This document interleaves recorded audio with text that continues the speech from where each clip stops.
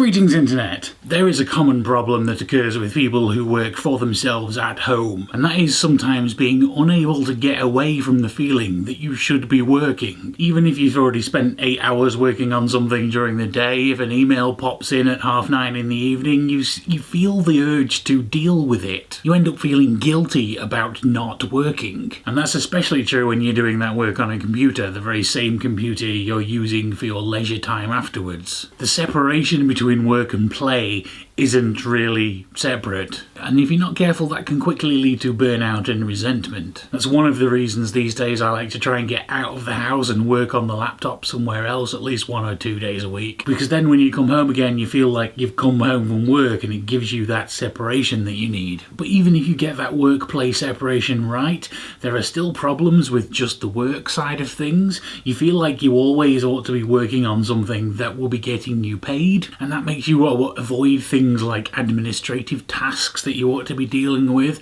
and more importantly, it stops you sometimes thinking about the business itself as an entity. You end up concerned about each client and what you're working on, but you're not thinking about the big picture and the future and the direction of where things are going. And so that brings me to my next CGP Grey inspired idea: the corporate retreat for one. That's something that Grey does regularly. You travel somewhere else and you get the chance to separate yourself from your usual routine. You can then spend some time reviewing how things have been going and thinking about the future and planning and all the big picture stuff that you ignore when you're at home and have your usual work to do. And so a few months ago I decided this was the thing I wanted to try, because it has been a long time since I thought about any of that kind of stuff. The question of course was when and where. Earlier in the year I was looking through what few events I had planned at that point, and it seemed like there was a big gap between February and June, at which point I realised if I organised something for the last week of April I would have something to help with the content drought at the end of VEDA. So that was the when, but what about the where? I thought about going to Germany again. I also considered the Netherlands, but for various reasons I couldn't get the timing or pricing to work on those trips quite the way I wanted, so I decided to save those for another time. And so I started thinking I would just go somewhere in this country,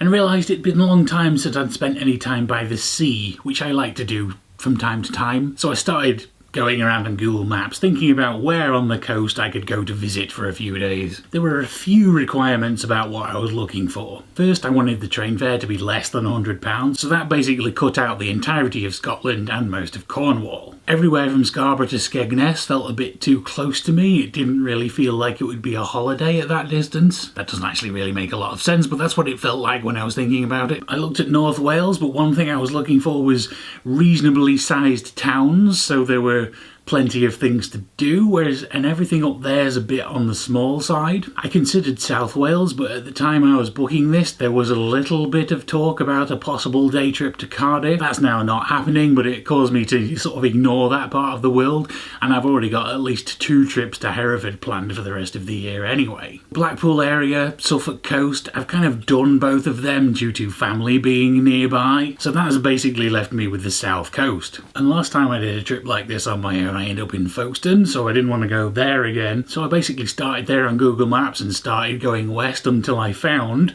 Portsmouth. I could get there on the train for a reasonable price. There was a hotel with a view of the sea for less than £50 a night. It's a reasonably sized town with a variety of things to do, so I won't end up going to the same cafe every day and being remembered. And so that is now my plan, and tomorrow will be a travel vlog as I head down to Portsmouth for a few days. Hopefully that'll be fun and exciting for me and you guys.